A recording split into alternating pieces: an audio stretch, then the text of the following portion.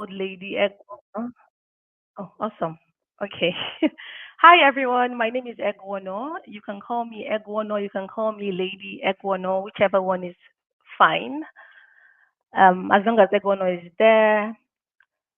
So I am a psychological professional, currently working with a community adult mental health team, and I will be taking us on the session.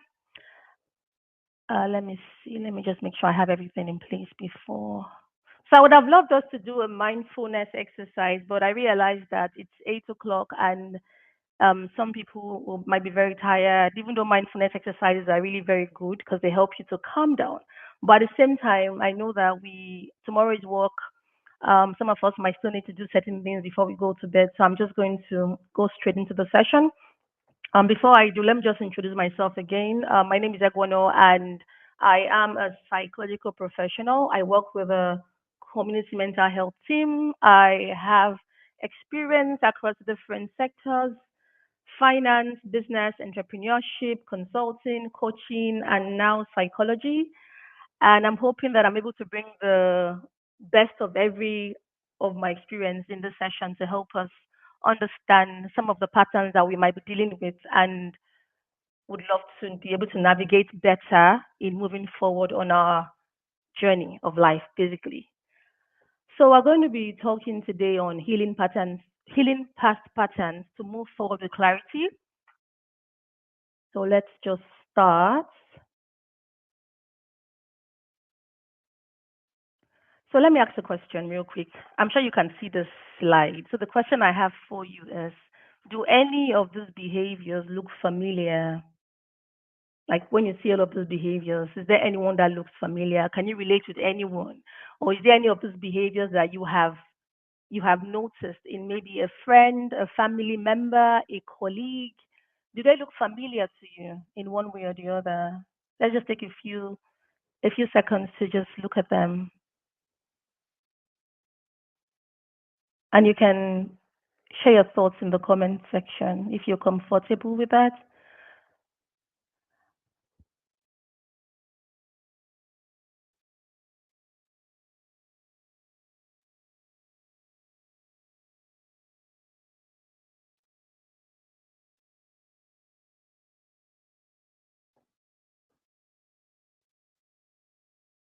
One and ten. Okay. Okay. Thank you for sharing. Mind reading. Ah, I can relate. I can relate. I can relate. Thank you for sharing that. Let me also say that if at any point during the session you feel discomfort or you feel, you don't feel up there, it's okay to log off, to be honest, because sometimes some of these conversations can be very overwhelming, and you can always, it's been recorded, you can always come back and watch the replay. If you feel discomfort at some point, feel free to log off and take care of yourself. Self-care is very important. You must prioritize that. Okay, so moving forward.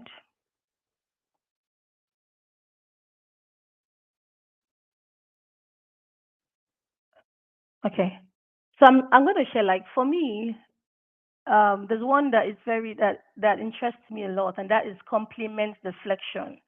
Responding to praise by pointing out a flaw, saying it was nothing. I can relate to this. Like, seriously, when someone tells you did an amazing job, and then you're like, it's not that big. It's not. You diminish your achievements. Yeah, that's one I can relate with very well. Another one that I can also relate with, in my journey of life is pretending to know. When someone says, "Have you heard of this book?" or "Have you read this?" and you've not heard, I've not heard. I'm like, yeah, because the need to come across as all-knowing, intelligent, you know, yeah, that's one of the things I've also had to work on as well.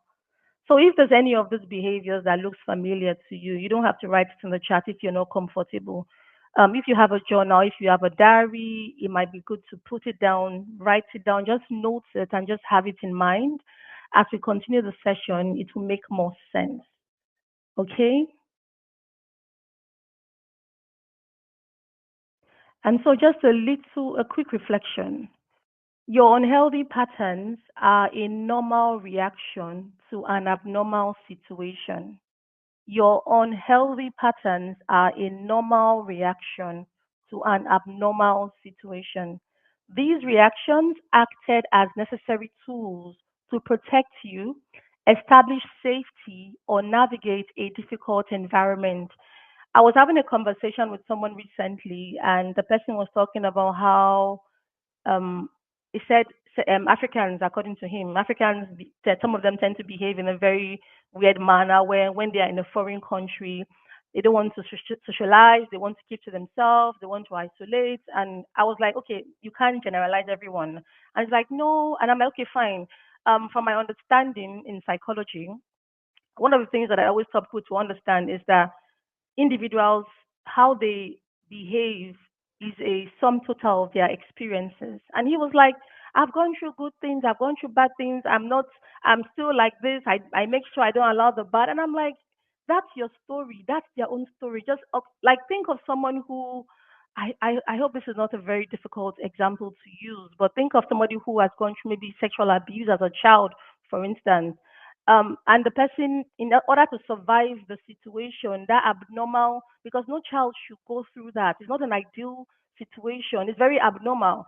And so for the child to go through the abnormal situation, then begin to maybe people please, for instance, just to survive it.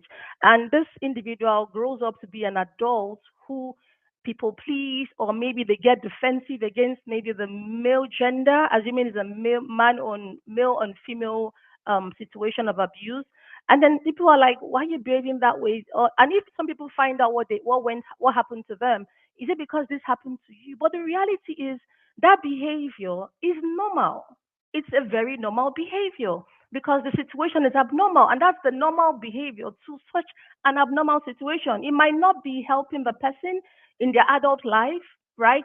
But the truth is, what might look like a problem to you in terms of maybe some patterns that you're struggling with in your adult life, the reality is this problem in quotes was once a solution to a very abnormal problem, right?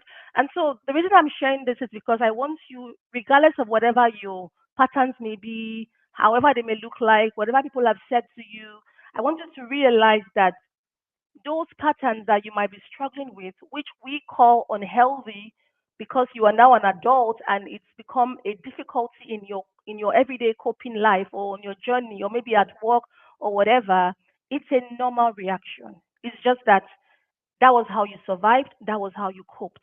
And so you don't have to feel bad about it. You just have to understand how to navigate it and heal through it and begin to make that journey towards recovery and towards becoming, whatever amazing human that you know that you are. So just hold this in mind as we continue. And so how do sorry so how do unhealthy patterns develop?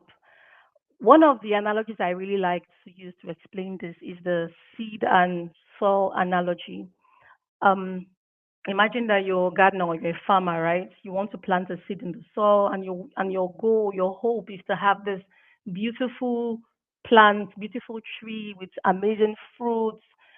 They're really delicious. They are healthy. So what you would do typically is you would want to nurture the environment for the seed. You want to put the appropriate sunlight, adequate sunlight. Sometimes that might mean planting the seed in some kind of shaded area. It could be like a greenhouse, for instance. And then at some point, maybe you then take it, under the sun. It could also mean when you're watering the seed or the plant, you need to be really careful. I remember my mom used to say something along the lines of that there are some plants that you don't water them when the sun is really hot. You water them when the sun has gone down, basically, right? And so, because if you water them when the sun is really hot is not beneficial for their growth and development, right? And so, think of a seed. You want to have the right amount of fertilizer, the right amount of sunlight, the right amount of water. You might want to prevent pests, birds, rodents, all of that, just to ensure that this seed is able to bloom and blossom to the beautiful tree that you desire. So in the same way, when we are children, when we are young and little, we need an environment that is physically safe and supportive emotionally for our brains to develop fully. Now, we know that genetics plays an important role in how our brains are shaped.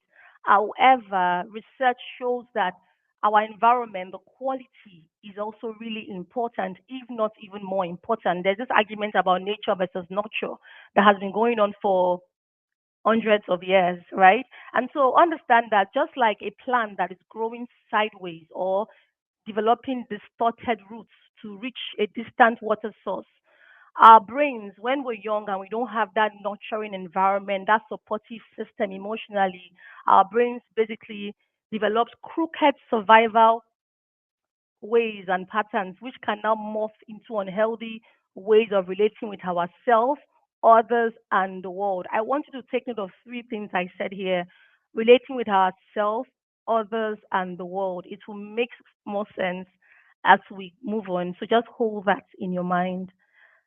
So moving on to the next slide, let's look inside the brain from biology to behavior. And so we have here is a diagram of the three parts of the brain. You have the brainstem. I like this way of explaining it, which I think is really brilliant to whoever came up with it. So you have the brainstem. Then when you put your thumb, if you can see my hand, right? You have the brainstem here. When you put your thumb in, you have the limbic system, and then you have the cortex, right? So if you do this like this, that's like the brain. Just that this is my small hand. Yeah. And so the brainstem is responsible for your basic survival, physiological regulation. Basically, think of your blood pressure, breathing, your heart rate, your sleep cycle, right? You're thinking of the brainstem. And then you have the limbic system. That we normally call it the feeling brain. Humans, we are sensory beings. What that means is that we have sensations coming from the external environment and the internal environment. And so external could be things like sound, temperature, light, things of that nature, right? Touch, for instance. So these are sensations. And so when they come into your brain, they are processed in your limbic system. And basically, that's where your amygdala also is. And then you have your cortex, which is your thinking brain. That's where you have you plan, you organize, you think, you evaluate, you analyze, and so on and so forth. And so when we're young children and we are in places where we don't have that emotional support, we don't have that emotional regulation. For instance, a child is hurting, and the parents in their life or their support system, their guidance, their caregivers are not responsive enough or they're not responsive on time. This mindset that we tend to have in Nigeria. I don't know about you, let me not generalize, but I know that where I come from or where I came from, I really heard things like if a baby is crying, I'll speak vernacular, leave them, make you cry, too like hand, right? And so you're like, this is like what? 2 months old baby, 1 month old, 6 months old, they are crying. And you're like, oh, I've given this baby food. I've checked their diaper. I've done this, I've done that. They are still crying. They like hand. Don't spoil them with hand. And then you leave the child alone to just cry, cry, cry.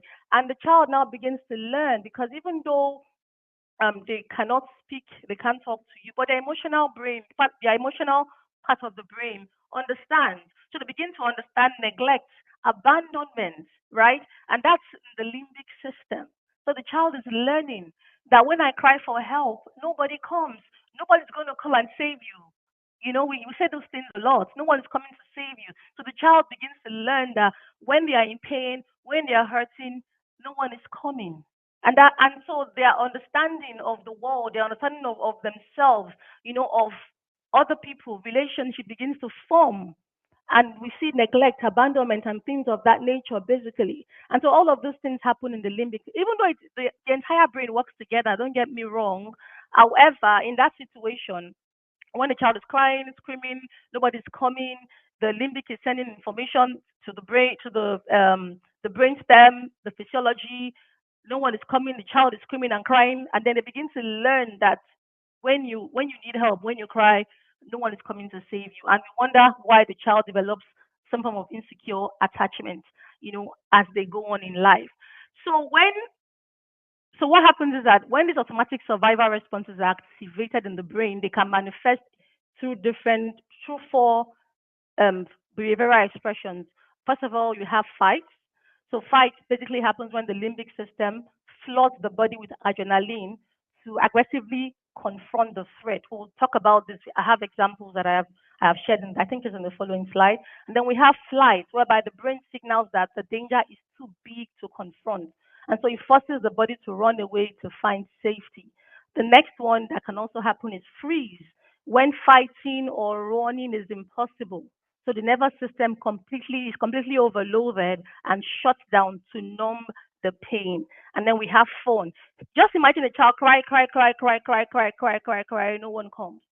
And then shuts down, and then you have fun. The brain decides the only way to survive a threat is to appease, please, and merge with the desires of the person causing the threat to neutralize the danger. I want you to note something. These expressions of behavior, they are not conscious choices. They are not personality flaws of a person. They are automatic survival responses that are shaped by the brain's threat detection system, which is where the limbic comes into play, basically. So let's move on to the next slide so we can break this down properly for understanding. So here made how this 4F that we just looked at might show up across our lives. That's the fight, the flight, the freeze, and the fawn. So the first part we'll talk about is our physical domain. That is the survival of the body. Because understand something, in as much as these responses are there, they are not bad in their own. Like on their own, they are not bad. They are the ways that the brain tries to protect the body, keep the body, the organism has to survive. And that's how the brain manifests true behavior so that the organism can survive. Right. But then the issue is when they now become enduring over time, then they become patterns that in our adulthood might show up as really unhealthy ways of being. So let's look at different domains that this 4Fs might show up to give you context and understanding in your practical life. Number one is the survival of the body. That's the physical domain. For instance, fight can look like you're in a confrontation, maybe you're somewhere, you're gathered by someone, or someone comes come and fight with you, or come to like accuse you of something or whatever, and the first thing you that comes to you how to survive the situation is to confront the person, maybe by throwing a punch.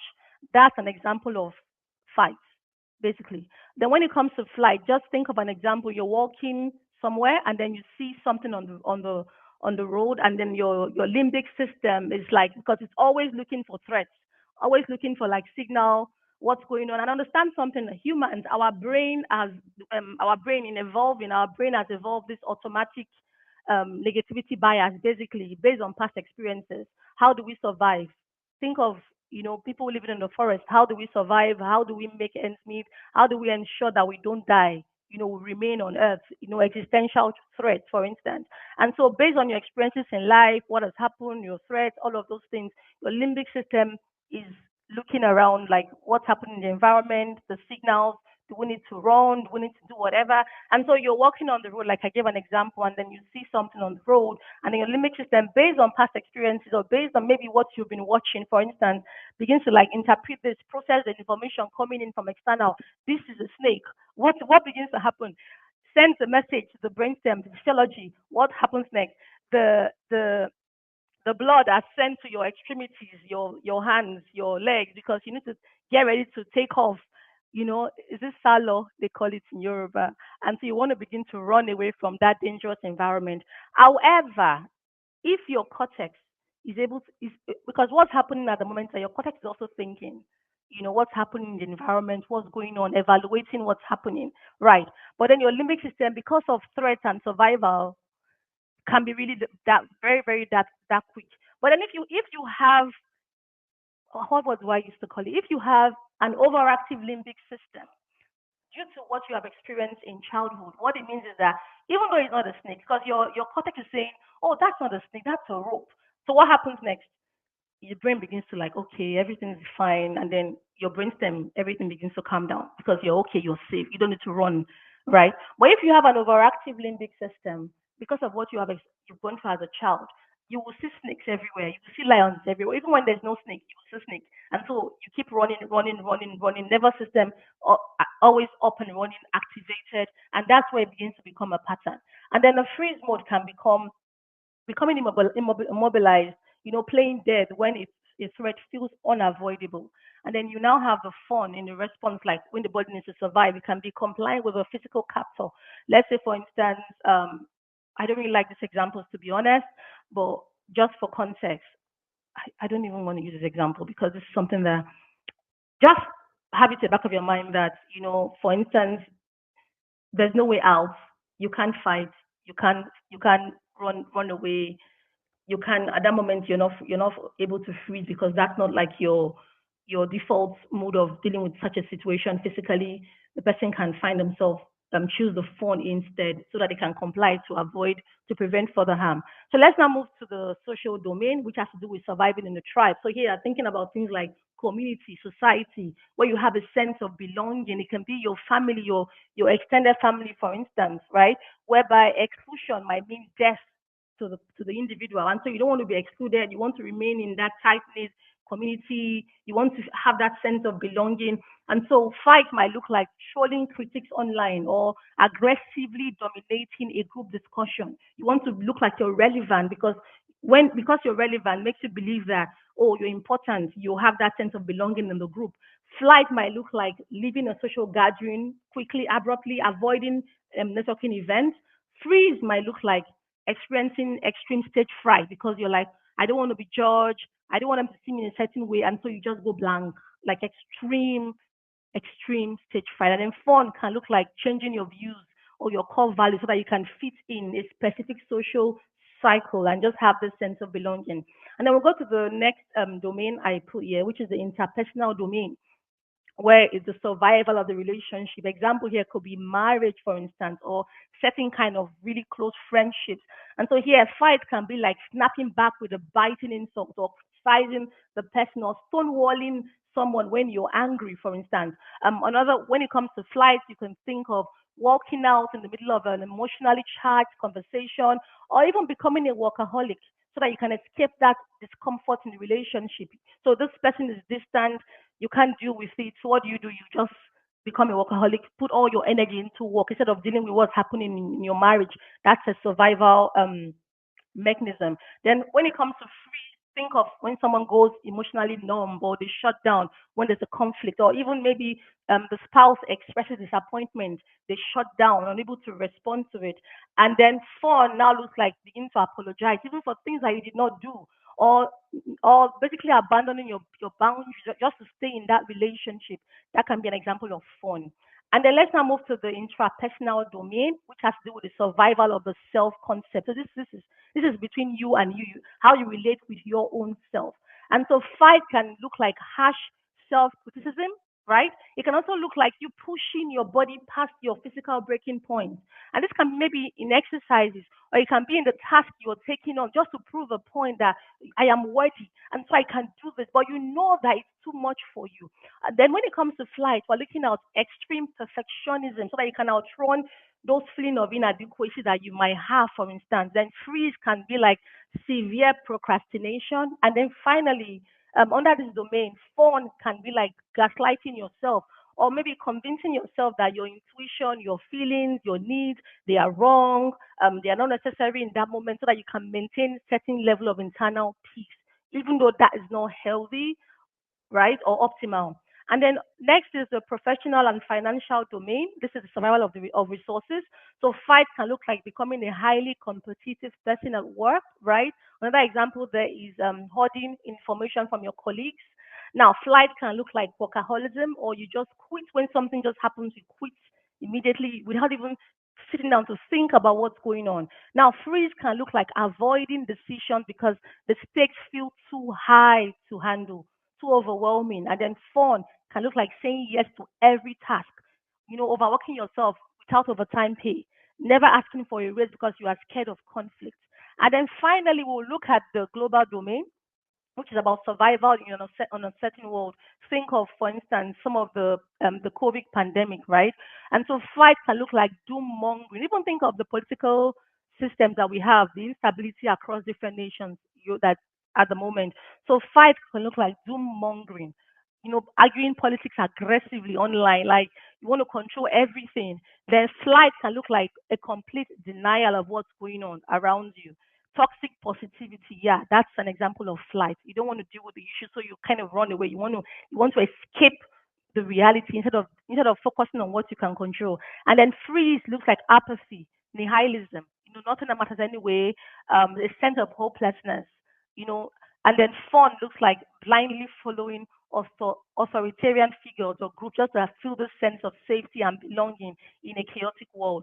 Now, the reason why I shared all of this domain is to help us understand these things practically, so you can actually begin to take note of what in your own life can you relate with, what patterns in your own life. When you see all of this in a very practical manner, it's easier to identify yourself. Where do I stand? What do I relate with? What defines the unhealthy ways of being that I am manifesting in the moment, in this period of my life, or I've seen myself manifest at some point in my life, so as to help you, begin to heal those things, because sometimes we have these patterns, we're not even aware of what's going on, we're not even conscious of these patterns. So on and then they are holding us back in one way or the other, right? So on to the next slide. And so what we want to do is we want to move from survival to conscious connection. Healing unhealthy patterns is not just about changing a single behavior. It is a complete, because we tend to think, oh, I'm dealing with people pleasing or low self esteem, or I sabotage myself, or I see myself when I have opportunities, I just find a way to mess things up without even trying, or I freeze, I go numb, I don't take up opportunities like I think I wish I would. It can be a lot of things. It can be several things, and I will share an example of mine that I have walked through along the years, hopefully as we go on. And so it's not about just changing a single behavior, because the truth is that sometimes these things are multi-layered. They are layered upon layered upon layered. And so it's a complete restructuring of how you navigate reality, your perspective, the lens through which you view the world. And so to heal this pattern, this we call them past patterns, unhealthy patterns. So to heal them, you will need to transition from a survival based wiring in your neurology, right, to conscious connection across. Remember, I mentioned across the three layers of human relationship. Remember, I mentioned these three layers. Um, First of all, the relationship with yourself, and then the relationship with others, and then the relationship with the world. So the old way might look like, for you, when you're attacked, when you feel the word is when you feel attacked, right? When you attack yourself with criticism, your inner critic, you fight, right? You harsh criticism, things you say to yourself, or you fled from your feelings via distraction, or maybe just doom scrolling, for instance. So that's the flight. You numb out yourself, or you gaslit your own intuition. That's your fun. But then what you want to do when it comes to conscious connection is you want to develop things like self compassion. You want to acknowledge that, realize that your inner critic, you know, and your coping mechanisms are just parts of your brain trying to protect you. And then you go to the relationship with others. Your old way might look like, whereby when it comes to your relationships, it's like a battleground. Maybe your manager gives you a feedback, or criticizes, or maybe it might even be like a constructive look at your work. But then immediately that amygdala hijack, the limbic system that is over firing, right, makes you snap or run away, or you just shut down, or you over compromise, or you even over promise on something that realistically you cannot do. So the new way is to build emotional scaffolding, where you hold space for your emotions, where you accept that, what, others can be upset, but it doesn't mean that it's a threat to my safety or my life. Basically, where you can set healthy boundaries without having any guilt, where you can, set up how you want your relationships to be, how you want to be treated by other people. And then the last one is the relationship with the world. The old way might look like, you feel like the world, everything, your future, it's just everywhere is just a hostile ecosystem, scarcity, uncertainty, threatening. And so you begin to hoard resources. Something is happening somewhere else in the world, you panic. But the new way now looks like you stepping into agency, into a sense of ownership, where you begin to realize that, hey, I can't control everything. I really cannot. But then what can I control in my immediate environment, right? And so that's what the new way begins to look like. So in essence, what you need to begin to do is you need to now begin to move from survival to conscious connection. Let me just check the charts just to have an idea of what if we're okay. Oh, thank you. Thank you. Love the garden analogy. Thank you. Okay, so let me continue. I'm sorry if this feels really text heavy. I want to give in a lot of information to make it really practical and insightful, whereby it's not just me talking, right? You were able to pick things for yourself in your own journey. I know we don't have the whole day to go through this. Yeah, so let's just continue. And so, good news, guys, good news.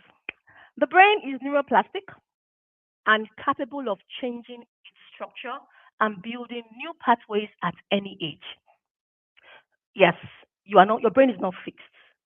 People say that's how I am. No, that's not how you are. That's how you believe that you are because of what you've been conditioned to believe. But that's not how you are. Your brain is neuroplastic. At any age, it can change. So, neuroplasticity is the brain's ability to reorganize itself by forming new neural pathways throughout life. The old unhealthy patterns are simply, not this word, it's really heavy, but just note it. The old unhealthy patterns are simply heavily traveled mental superhighways. This is for effect, by the way. Heavily traveled mental superhighways carved out by early survival needs. Please take note of this and hold it. So we're going to now make sense of all I have been saying to us about um, our brain system, the limbic system, the freeze, flight, and all of that. So let's now make sense of it. And a good way to do that is to use a formulation. So in psychology, we have something we call the formulation, which basically is an understanding of the different factors that can explain why a person is the way they are. So, what are the historical factors? What are the triggers? What are the things that are perpetuating, the person's behavior and actions? What is the presenting problem? What is maintaining those patterns in your life, basically? So, a formulation enables us to understand the patterns, what's maintaining them, what has made them to be the way they are. So, you just see a person, like see a person's life, a snapshot of their life from history till present. That's what a formulation in the simple terms is. Now, there are different kinds of formulations, right? There's so many of them because we have so many models in psychology and science as a whole. So you have the CBT, you have the 5 Ps. There are so many of them, but I'm using this one because this is very simple, and this one was adapted from CFT, which is the compassionate. Um, I just went. I can't believe compassionate focus therapy. Yeah, yeah. So basically, if you have a diary, your journal, your book, whatever it may be, you might want to this, draw lines and just note this. So the first section are your are those experiences that are significant in your life, right? So what happened to you as a child? It could be an absent parent. It could be a critical teacher. It could be like this. Okay, a parent who was really absent, and so it was an experience in your life, for instance. So it could be different things that happen through our caregivers, those who cared for us at different points of our life. Because the reality is that the reason why some of these experiences they stick is because of how important the individuals in our lives through whom these experiences occurred or these events or situations occurred, how important they are in our lives and in our caregiving while we're growing up, basically. So by linking these unhealthy patterns that you might have noticed back to your childhood events that first triggered your fight, flight, freeze, or fawn responses, you begin to gain conscious awareness. And so this awareness allows you to pause between the stimulus and your reaction. There's a book I read, I can't remember, I think it's the 7 Habits of Highly Effective People, where I first saw responsibility defined as response ability. That's the ability to respond in a manner that you choose, right? When you even look at emotional intelligence, know yourself, give yourself, is it know yourself? Hey, Coach Anara is going to flog me if I don't. Know yourself, choose yourself, and give yourself. Yeah, I think that's it. Coach Labari. Okay, anyways, moving forward. You're very correct. Please go on. We're enjoying this very much. Thank you. Thank you so much. Yeah, so thank God. I'm not gonna be flogged by coaching now. Yes. And so basically that ability to respond in the manner that you choose, right? So you can pause in between the stimulus and your reaction when a situation triggers you, hereby preventing that amygdala hijack, basically. It's gonna make a lot of sense. It's gonna make a lot of sense, I promise you. So when you note these experiences, I can give you an example with mine. I didn't know this consciously, right? I didn't know this consciously. It was when became an adult and I began to notice my patterns. I realized that as a child, imagine when you come back from school or you do something and everyone is like, "Oh, you're so intelligent, you're so smart," and all of those things, and you feel so good. They're loving on you. You have the attention. It's so good. But then the day you do not meet the certain standard, no one pays attention to you. You're like, 'cause everyone is like, it, it begins to build a sense that your okay, let me not say you're me, that my worth as a person depends on how people respond to my intelligence. So for me, that was a significant experience, right? As a child, which I didn't realize. But as I grew older, and we're gonna get to the end. As I grew older, and I began to notice certain patterns in my life, which I'm going to identify as we go forward, I began to notice that this was an experience in my childhood that made so much sense and impacted me hugely. So the next section, or the next section is fears and beliefs. And so this can be described as a software, right? So you had these experiences that were really significant and which now cost you, which now led to this certain fears and beliefs about yourself and how the world works. So these fears might relate to I'm unsafe, I have no value, I'm vulnerable, no one is coming to save me. Or it might be about other people. You can't trust any other person, they take advantage of us. Or it might be about the world. The world is unsafe, the world is uncertain, the world is hostile. And so I want you to note that when we formed these fears and beliefs, they were the facts at the time. They made sense because they helped us to survive. But now, as adults, they are not helping us. As adults, they have become that thing that is holding us back because they are the lens through which we are seeing the world, even though we are no more in that unsafe space that we were as children when we formed those fears and beliefs. Remember the example I made of the child who is neglect, that sense of neglect and abandonment. But you're not an adult, you're no more that little baby anymore. But then that's how you've coped. That's the environment that you're used to. That's your blueprint for survival, basically. And so it follows the person into adulthood. And so what then happens is when this individual has this fear and belief, what happens is safety and strategy. Think about those let me give an example of myself, but I gave an example. Since I experience fears and belief, I'm not worthy if I'm not smart. If I don't show up as smart, I'm not worthy. And so what do I now begin to do? I procrastinate. That's my safety strategy. If I don't do this, I won't fail. If I don't do this, I won't need the you're good enough, you're not good enough. Like so basically don't do the task. Procrastinate. Don't bother. That was my safety strategy as an adult. But I didn't realize that was why I would certain important things I needed to do, I would not do them. I would procrastinate. Things that could take me far, I would procrastinate. There's no point. But it just made so much sense to do to be and I didn't understand why am I delaying on this project? This can really do a lot for my life. But I'll procrastinate because I had that sense of unworthiness, that sense of I could fail, that sense of my intelligence is a lot, and I didn't get that. If I don't meet the standard, they will not hail me. They will not see me as important. So the best thing is, if you don't do it, you're not going to fail, right? And so the survival behavior that eventually became the unhealthy patterns in adulthood. These safety strategies are formed in response to real threats. Remember, real threats with the function of enabling protection against future harm.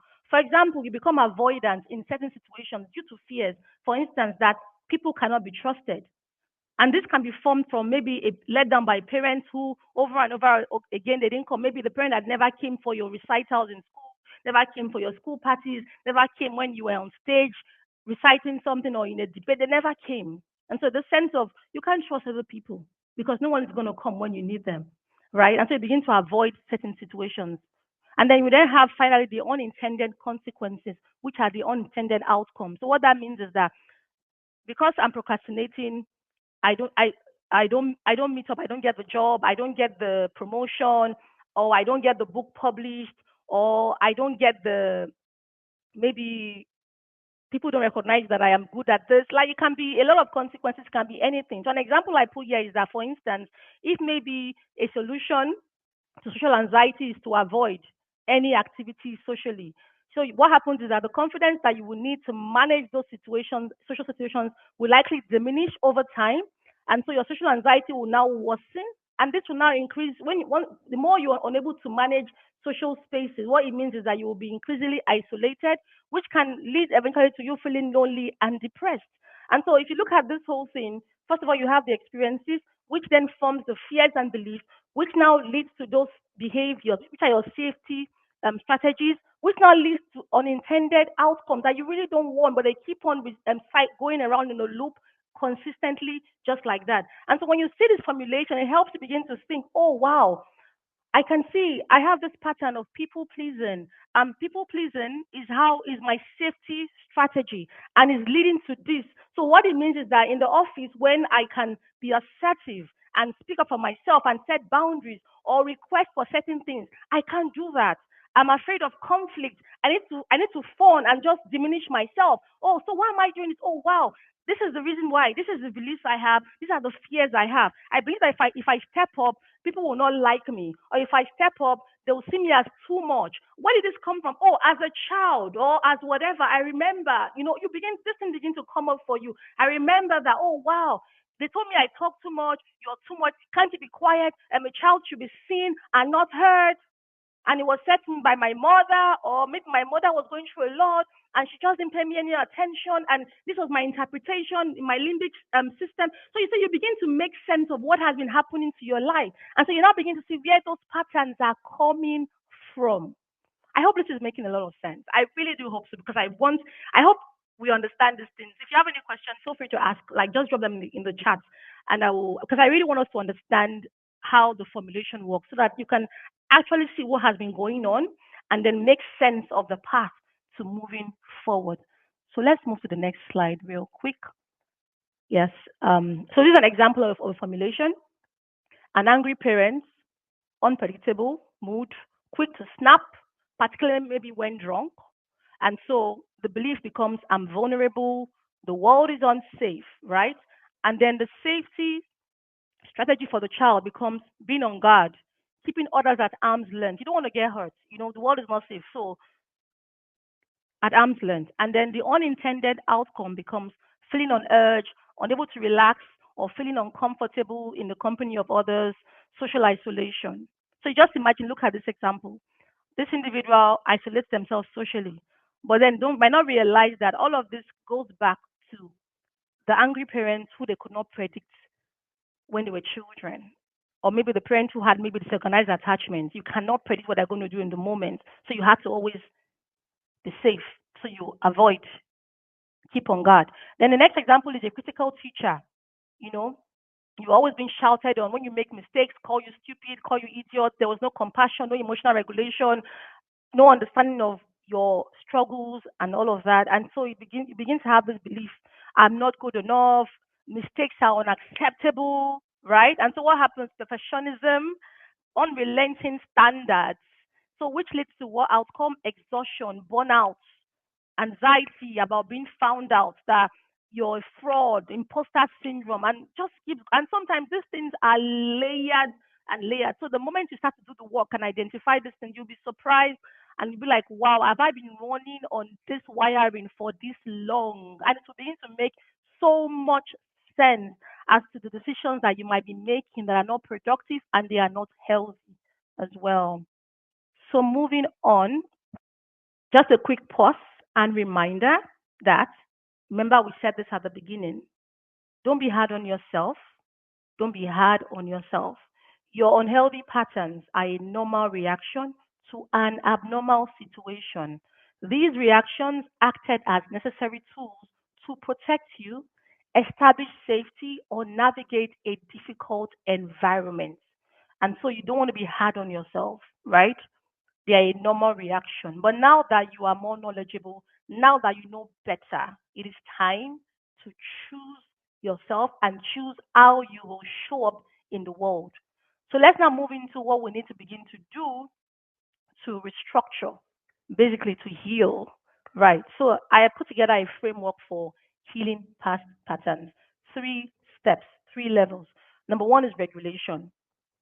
The reality is that you cannot heal in when your limbic system is firing, like it's just going on and on and on. When you're just seeing lions everywhere, when you're just constantly being triggered by everything, you cannot heal. It's not going to happen. That's the mistake people make.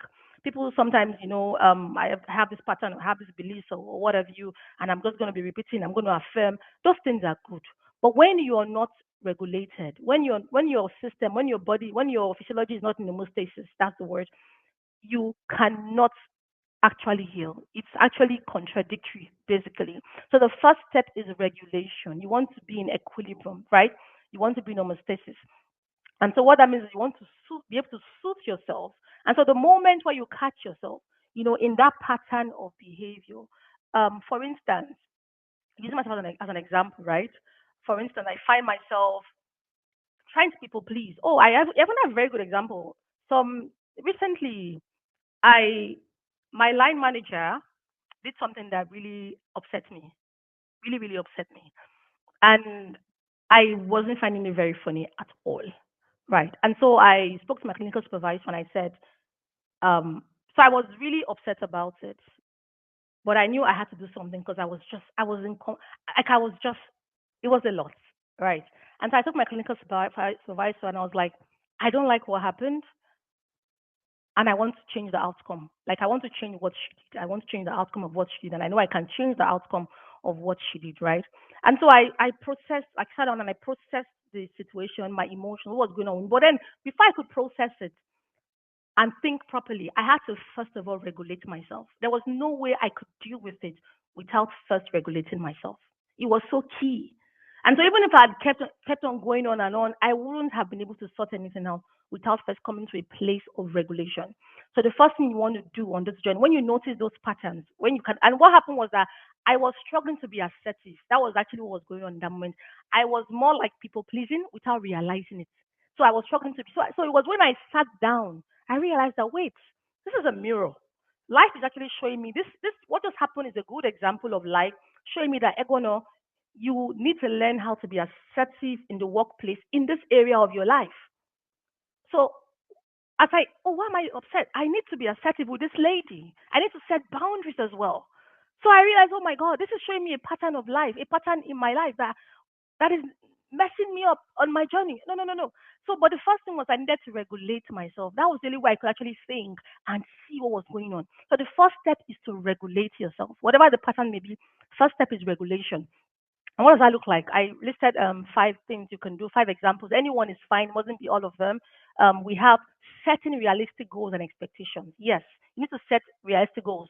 You know how sometimes we can be perfectionists, we want things to be like, and then you see yourself, you want to set realistic goals for yourself. And for me, in that moment, it could look as simple as speaking to my clinical supervisor and just sharing because it's a safe space where I can be reflective about what's going on and also so I can see myself because I'm not be able to see what I'm doing, but he can see in that moment for me and hold space for me. So it can be as just, you know what, I can't deal with what she did at the moment. It's not wise. But what I can do, first of all, is to speak to my clinical supervisor. That's realistic, you know, for me in that moment to do and talk about what happened, first of all. So set a realistic goal. It can be as taking small steps on that journey for someone who maybe you people please a lot, or maybe I'm thinking of an example to use in my head that is not too conflicted when it comes to sharing it. Uh, 1 minute. An example that you can use. Just something as simple as what can I do first? What is the first step I can take, in the moment? What do I have control over, first of all? So just set those what now I'm all over the place. I see myself doing this. What can I control right now? That's the first step. Set realistic goals. Another thing you can do that is really even easier is breathing, right? Using breathing to ground yourself. Basically, there are different techniques of breathing. One simple one that I like to use is you breathe in 4 seconds, you hold 4 seconds, you breathe out 4 seconds, you release, then you hold it when you breathe out on the inhale you 4 seconds, you hold, then you hold for 4 seconds, and on the out breathe out 4 seconds and then you hold for 4 seconds just to keep you regulated, achieve equilibrium, make your limbic system realize that everything is okay, you're calm, there's no lion, there's no snake, you're safe, that's what you want to do.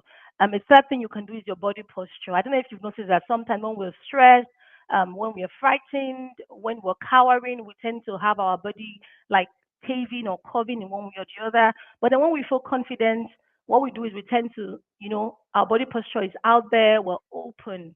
And so just changing your body posture can make a world of difference for you and regulate you, tell your limbic system you're safe, basically your cortisol level go down, stress, and all of that. So just body posture out like this just for a few minutes can make a world of difference. Another thing you can do is progressive muscle relaxation. So it helps you to like loosen those tenseness in your body. You can start from your forehead, and it looks like squeezing your forehead, like just being tense, like for like 15 seconds, like squeeze your forehead for like 15 seconds, and then release for like 30 seconds. What happens is that your muscle begin to relax, and then it gives your body, your limbic system, your physiology that the message that you are safe, you're fine, there's nothing going on, you don't need to escape anything. Then you can also engage nature as well. Research has shown that nature is amazing when it comes to helping us regulate ourselves and achieve equilibrium in our physiology. So you can go for a walk, you can sit at a park, you can ground your feet on the floor, you can walk bare feet on the earth. It can do you a world of good when you find yourself in those difficult patterns, when you're triggered and you just, you find the need to snap or fawn and all of that stuff. It can help. So the first step is regulation, right? Now, the second step, after you've regulated yourself and you're calm, the next thing you want to do is you want to refocus and restructure. So, what that looks like is, first of all, you want to your attention, for instance, because understand that as humans, we've evolved with this automatic negativity bias, whereby we're looking for threats. What's going on, what's happening in the environment, or your experience in the past has been not the best, and so I need to be safe. I need to do this. So, you want to bring your attention back consciously, so you're calm. Next thing is your attention. What is it focused on? Maybe focus your attention back on what is working. What is good. What are the things that I can be grateful for in this moment, which we'll talk about in the next step as well. But the goal here is to refocus your attention. And so one way to do that is to use like safe place imagery, whereby you create this internal safe space within you. Like for me, I have one I've created. There are some meditation guides you can use on platforms like YouTube, for instance. If you want, I could send one to the group as well, where you're able to create this space inside of you, where when something is happening around you and you're able to regulate, you just go straight into that place. It could be like by a river, calm river. You have trees, you have the field. If you're a Christian, for instance, you might be with scriptures. You can use one of the Bible verses. You're sitting down with God, for instance, with Christ. You're in that place, and there's so much peace and serenity, and so if anything is happening, you're able to go into that place immediately and able to control whereby you're not just responding the way you would typically not want to respond, or you're not engaging in those patterns that are not helping you on the journey and where you want to be, right? Then another thing you can also do is self compassion. Yes, you see, some of us, when if a friend or someone we love maybe does something, we will be like, oh, don't worry, it's not that bad, take it easy, be easy on yourself, but when it's us, hey, we criticize. You're such an idiot. You're such a this. How can you do that? You should know better. No, no. Like I mentioned earlier to us, those are normal responses to an abnormal situation. But now they are no more solving the problem anymore. They are now problems, right? But then you want to be compassionate to yourself. Be kind to yourself. I will do better. I can do this. This is. I'm on my journey. I'm making progress. Like you want to be kind to yourself, right? You might not start by saying the best of words, but you want to learn how to be compassionate and kind in how you speak to yourself, in the things you say, because it guides you, it helps you. And sometimes our inner critic might be voices that we know. I've seen some people who, for them, might be the voice of a parent. what they had over time as children. And so you want to counter that. And that's why it's important to regulate first. Another thing you want to do is it's called, I need water. Should I put water here? Another thing is called graded exposure. So what this means is whereby you expose yourself gradually to those things that you find yourself unable to do in terms of your repeated patterns. For instance, stage fright, right? You know that you need to go into public speaking and for you to make that journey on your career, right? So as you can be more, you can show yourself more, you can show up more in spaces whereby you need to show up to grow, right? But then you're going through social anxiety and things of that nature. One thing that can help you is great exposure, whereby you gradually expose yourself because you can start from a WhatsApp community. You talk about what you know. You can start from a group of friends. You share with them your knowledge. Just gradually do harder things until you're able to step up. Even in something like being assertive, for instance, what can I start with? If I can do it with the big boss, what can I start with? You can start with you're walking on the road, someone says something you don't like, you set that boundary. That's a win. You've started exposing yourself gradually to those situations. So where can you start with first? So you expose yourself gradually, when it comes to that pattern so that you begin to heal and begin to rewire those neural pathways basically. And then another thing you can do is perspective taking. Imagine when you think of the cup as half empty or half full. So sometimes you make assumptions about, oh, this person is ignoring me because of your childhood patterns. But it could be, and then you don't step up to meet them. And it could be that they are busy or they are having a stressed day or they are thinking of something and they are lost in their thoughts, but they're not actually ignoring you. But then because of those patterns of the past, the things that we're dealing with, we think that, oh, they're ignoring me, I'm not important, I'm worthless, my thoughts don't matter, what I just said doesn't matter, but that might not be what it is. And so it's about taking note of your perspectives and seeing that these are assumptions.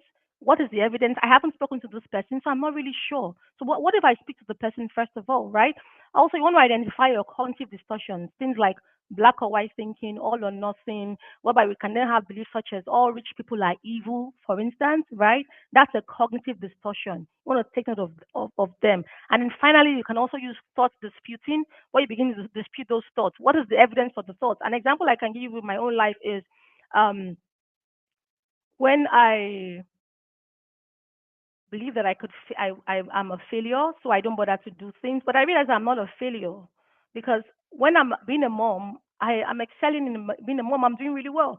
But while liking that in this area, I'm failing because of one particular incident, which is overgeneralization, right? So which is a cognitive distortion on its own. I begin to dispute that thought. Where is the evidence of the thought? I have done well in this. I have done well in that. So I'm not worthless. I'm a person of value, right? And so you begin to dispute those thoughts. Look for the evidence that shows that that's not who you are in your general life. Yes, you might not have made it in, you might not have, you might have failed in one area, but that does not define. Look at your life across different domains. You have where you are succeeding, or even low self-esteem, for instance, and so it stops you. No, look at your life. There's some things whereby you just do stuff without even thinking. That's evidence that you can go past those patterns. You can heal through them, right? So you want to dispute those thoughts, put the evidence before you, and you'll be surprised how you begin to refocus your attention and restructure your neural wiring. And then finally, the third level then is now you now begin to rebuild, which looks like cultivating strengths and new habits. For instance, gratitude. Have a gratitude journal where you take note of those things that have been working, the opportunities that you can see, um, the wins that you have, the new people that you're meeting, like just things that are happening for you. Sometimes I do this, sit down every day, write 15 things I'm grateful for. It changes a lot of things for you. It also changes the things you begin to see because the reality is sometimes it's the lens through which you're looking at the world. That's what makes you see what you see. But that's not really what is out there. There's more for you out there if only you can change your perspective of how you see. Another thing you can do in all this level is to begin to build resilience, which you also talked about earlier as well, where you begin to ask yourself, what steps can I begin to take? And you take them, and then now this is how resilience occurs. What win did you get? Celebrate those wins. And you'll be like, okay, next time you want to try it, that pattern wants to come back. We're like, I did this before, and I felt this emotion. I felt this freedom. I felt so I can do it again. An example is exercise. I don't really like exercising, but I do it anyway, right? And each time I finish exercising, there's something that happens. I'm like, ah. And so when I see myself struggling, I remember how I felt when I finished. And I'm like, I'm going to go again until I build that resilience whereby I become an exercise. Like, it's just something I always want to do. So that's a very everyday basic example. So that's how you build resilience.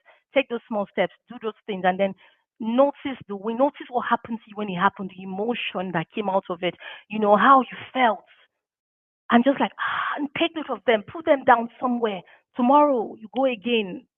Before you know what's happening, you begin to have that muscle memory for those things, and you're already healing past those patterns. You're rewiring yourself, and that thing is to actively align your daily habits and your actions with your core values and your purpose. Who do you want to be? Who do you want to show up at? As what are you looking at in 5 years time? Like what kind of person do you want to be? Think of legacy. Who do you want to be defined as? And so, how are my daily habits and choices aligning with that person? So, you're rebuilding, you're cultivating strength and new habits, basically. And then finally, building meaningful relationships. Understand this is really important because a lot of these patterns that we have built, they came from relationships. Yes, they came from relationships. It didn't happen in isolation, right? And so, it's important that you also have meaningful relationships to counter what has happened. And this looks like being able to set boundaries, being able to be assertive, being able to demand how you want to be treated, right? Being able to have people that support you, people that are accountable for you. So you want to begin to build meaningful relationships. You want to begin to step out, go out there, and begin to learn that the world is not as unsafe as we are made to believe, to be honest, right? And focusing on what you can control. Yeah. So those are the three levels: regulation first, refocusing, and restructuring, and then rebuilding, basically as a framework for healing past patterns. So let's just quickly move on so we can round up on time. And so just note this key principles. This is the last slide on this. Um, that supports change. Number one is attention. So our brains, like I mentioned earlier, they've evolved with an automatic negativity bias. So the limbic system is wired naturally to notice and focus on perceived threats, failures, negative experiences, much more than positive ones. And so you must consciously exert control over your attention by intentionally searching for and highlighting, focusing on moments of safety, small wins, healthy responses. Number two is repetition. Yes, you want to keep repeating them over and over. Just doing it one time is not enough, to be honest, because those unhealthy patterns or unhealthy safety behaviors that you have learned, they are things you've been doing over and over and over again. So you want to repeat this new way of being as well over and over again. And finally, emotions are key. Yes, those patterns stuck. Those behaviors stuck and became patterns, not just because something happened, but because an emotion was attached to it and it was filed away with an emotion in your limbic system. And so it means that you not only want to repeat, right? You also want to ensure that emotions are attached to this because they're the chemical signal that tells your brain that this thing is important. And so sometimes like some of the things I do, for instance, if I find myself like when I find myself doing certain, maybe not being assertive, for instance, what I would do is I'm going to do this, I'm going to make this, I'm going to speak up for myself, and I'm going to feel this way when I do it, a lot of joy. I just feel the emotion, and when I finally do. When I finally go out and I'm assertive and I set boundaries, I just allow myself immerse myself in this joy, like oh, I did this. This sense of peace. This was the right thing to do. It makes so much sense. Just to cement it in my limbic system that hey, file this away. This is what we do. We set boundaries. We are assertive people. We show up with strength, right? Yeah. And so I hope I've been able to convince you and not to confuse you, right? And so that's the end of the presentation. You can write this if you want. Going forward in a meaningful manner, I will, and then fill it up, complete it with based on what you've learned, what you will begin to do. You can write it as many times as you want to write it. Going forward in a meaningful manner, I will, you know, yeah, whatever it may look like, I will be assertive. I will set boundaries. Um, I will show up when I need to for myself. I will step out, right? I'll step out into those seemingly difficult situations, like whatever it might mean, anything for you, you can write it down. And yeah, so that's the end of the presentation. If you have any questions, please feel free to ask in the chats. I've been talking for so long. I'm so thirsty. Yeah. So, yeah.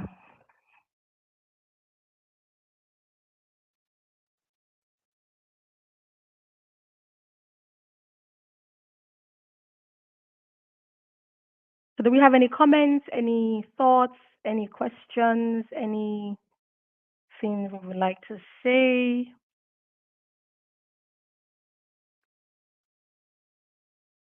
or clarify? Feel free to. I can't see the. Okay. Sorry, coach, we can't hear you. Okay. Can you hear me? Uh,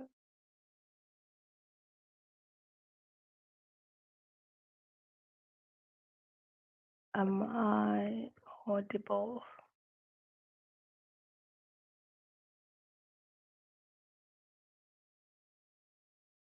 Am I audible? Yes, coach, I can hear you from my end. Oh, okay. Awesome. Awesome. Thank you. So that's the end of the presentation. If you have any questions, any thoughts, any I know that the day is fast spent. It's 9 o'clock. It's past 9 actually. Have any questions? Yeah, feel free to if you have any thoughts, anything you'd like to add, any clarifications you would like. Yeah, feel free to ask. Yeah. Thank you. Mm, Okay, I think Lebari, you want to say something? Coach Lebari. yes, good evening, Coach Equino. That was a Good evening. lot. Yeah, that was a lot, That right? was I feel like it was it really was very wordy. Like I'm like, this is too it's much. not even the wordiness because it flowed, Oh, right?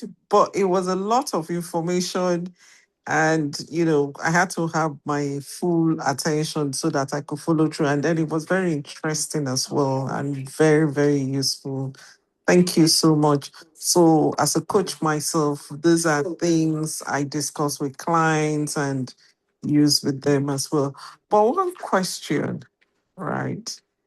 So, there are times, first of all, is awareness of what the pattern is and the effect on you and looking at ways to deal with them. And but how do you know when you are not actually healing from it, but just coping to cover up? mm, yeah. And actually, some people will come or some clients will tell you the words, but you can see from body language, tone, and all that that they're just saying the words, but they're just trying to cover up. Somehow Mm-hmm. they've really embodied whatever those beliefs are, and and they don't want to let go. But my main question before I talk too much is, how do you know when somebody is just coping or actually doing the work to heal? Thank Okay. you. Yeah. So let me just clarify. Is this from because you mentioned where there are some clients that they are coping and they don't recognize, they're not aware of what they're going through. So is it from the clients, like trying to help the client understand what they're going through, or is it from the coach perspective of seeing what they're going through?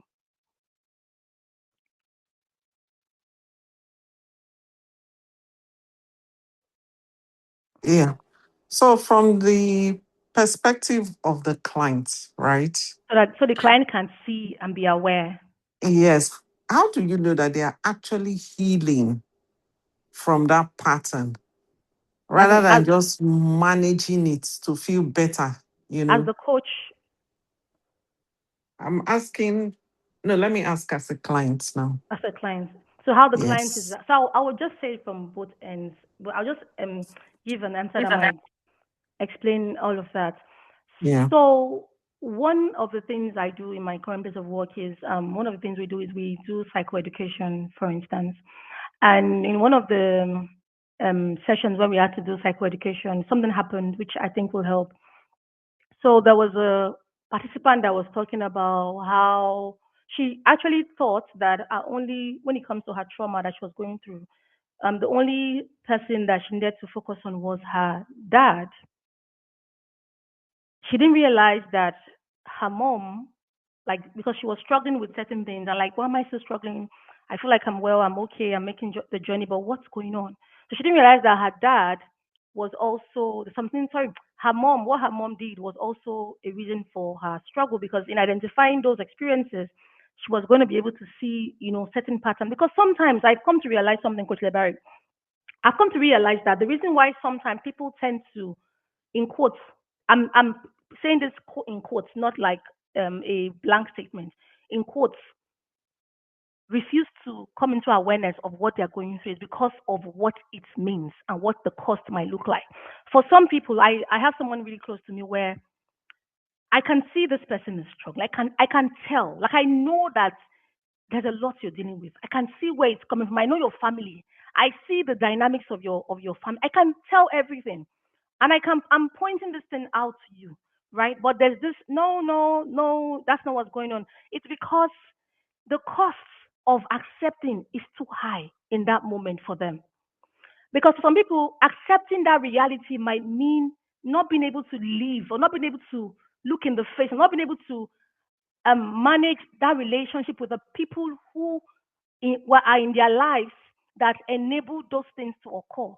Imagine, I remember, let me use that as an example, for instance. So, growing up, I had we had like a difficult family situation. And so there's a lot of pointing fingers. Oh, dad did this, dad did that. But I didn't realize that along the line, unknown to me, and unknown to me, the fact that my mom did not fight, like she didn't fight, she didn't push, she didn't do whatever, affected me. And so as a woman, there are some things I couldn't do, I wouldn't do. Somebody was my point. I'm like, no, no, no, no. But when I came to realize that, oh my God, the reason for this is because the modeling I saw, that's fawning, that's compensating, that's not stepping up, because I didn't see anyone model it to me in difficult situations. That's why I am doing. But the reason I could come to that realization for me was psychoeducation. So what am I saying? For some people, the cost of accepting the situation is too high. It's too high. If some people realize that, oh my God, the reason why I'm going through this is because someone did this or someone went this, they might not be able to survive it. So their brain knows that they've not reached that point of being able to survive coming to the reality of what happened or that significant experience. So for them, the best way of safety is to remain in that place of blindness. That's what it means. And so sometimes what it might look like is education, consistent education, psychoeducation about what's happening, teaching them about the brain, the system, just putting those seeds there. So, like I was giving an example at the beginning. I think I've spoken a lot. I've gone around in a cycle. Sorry, but the example I was talking about the psychoeducation with our clients, I realized that there was a particular lady that was mentioned about her dad, and like her mom is the golden queen. But then she cried because we're teaching on trauma and attachment, and she realized, oh my goodness, no wonder I do this. No wonder my mom. No wonder she didn't know. But in that moment, education, understanding, oh, I'm being able to handle, because we had been teaching for about 10 weeks on different areas of attachment, trauma, stabilization. And she was like, oh my God, no wonder. So sometimes it's not about forcing them to see, because they might never see it through your lens, because the cost of seeing it is too high. They can't deal with it. Some people might actually end up even taking on really habits that might destroy them. Some people might end up needing to take like psychotic or some kind of drug to be able to manage the realization that comes with it. So sometimes it's just educating them, looking for those particular areas of that okay, evidence, tell them this, no, no problem, just do this task, with the hope that at some point in time they will just come to the awareness and they'll be able to cope with it. So sometimes they're aware, but they can't deal with it. So what happens is, to protect them and enable them to survive, it just doesn't come to the fore consciously until they are able to. That's what one thing I have seen. And so sometimes just giving them time, keep educating, keep holding space for them on their journey, and hopefully at some point they will come. Why some people will never, unfortunately, will never come to that point of realization. It is what it is. So you can only, and when it comes to this thing, you can only take people to the river. You can't force them to drink it. You know. So it is what that's what I've come to realize. Yeah. Yeah. Thank you so much for the depth of your answer of that question. Thank you.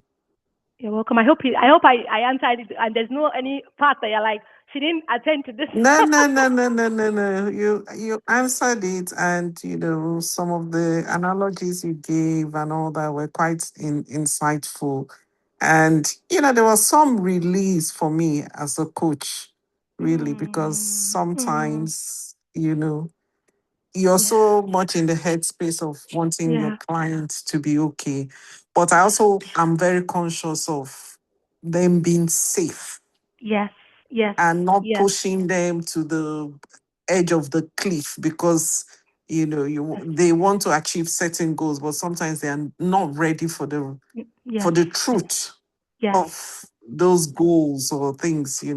So Yes. thank you so much. I really appreciate and I enjoyed your session really much. Thank you. Well, welcome. I will also give you a tip as well, which I learned from my supervisor. There's something that we do in our service where we do like a phased approach when it comes to some clients, because some people come to us. Some people come and they are, oh my God, they've gone through severe, like serious sexual abuse, for instance, and but they've blocked those memories, right? But there's a lot of things are going on. There's a sense of hopelessness, help, like they are completely shut down, but they and the stories of what they've gone through sometimes comes out, but they cannot move. So what we do is we face it. So sometimes what we first of all do is just train their brain, teach them about the brain, how the brain. Like we're not even pointing fingers at them or saying this happened to you. Just train their brain and teach them about patterns, recognizing patterns. That's what we do. That's all. And it does something. And then you begin to like something begin to come out on their own. You're not even doing anything on their own. Oh, it just comes out. Then we also then begin to educate, look for all of the topics that fit their story, and just point. Don't even push them because some people, if you, some people are taking drugs not because it's how they cope because they can't. Just the reality of the thoughts. It's not easy. That's how they are able to survive and be able to live basically.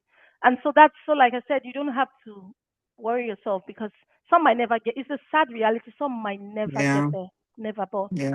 But yeah, but the best thing is you sown your seed and believe that the seed will like we always say, sorry, yeah. I'm bringing the Bible in. It says Paul is it Paul planted, Apollos watered. God gives the increase, Yes, you know. yes, So that's it. Yeah. yes, Thank yeah. you. Thank you for asking as Thank well. Thank you. you. Thank you. I cannot thank you enough. Um, don't worry about the numbers here, but you did an awesome job. And this is something I like about coaches and people like you. You will show up for one and show up fully, and Thank the you. same way you will show up for 100. So we truly, truly appreciate the insights you've given today. It was like a master class, and the way it flowed from one to the other. And the analogies you're using, the stories made them so relatable. In Thank fact, because I've gone through some of the exercises and tests and things, I could see my own journey even as you were speaking. And I can tell everybody here that what you said works. thank What you said works. And, people actually should be paying hundreds of thousands for this, but here we are giving it out for yeah. free through Yeah. you. Thank you so much. On behalf of the EQ Empowered Women, I want to say we value every information you've given. Thank Thank you, you. Blessing, for saying thank you. Um, we value the information. We value your time. See, Thank the time is fast spent. We're 20 Yeah, minutes over it the is. time. And I'm sure that if we had more questions, you will still be here. But thank you to everybody as well who joined the Yes. call. Yes. And Thank we're you. going to get a recording and share it in the group so that people can watch. And we'll also let them know, how impactful this is. And thank you Thank, for always answering the call and giving so much of yourself and your knowledge and your expertise. We appreciate you. thank you. And to Thank you so everybody much. who joined, thank you. Thank you. All right. Good night, Good night, everyone. everyone. Thank you so much. Thank you for Thank having you, me. everyone. Thank you for Thank- joining in. Thank you, Have a Coach good E. night, everyone. Thank you so much. Thank you.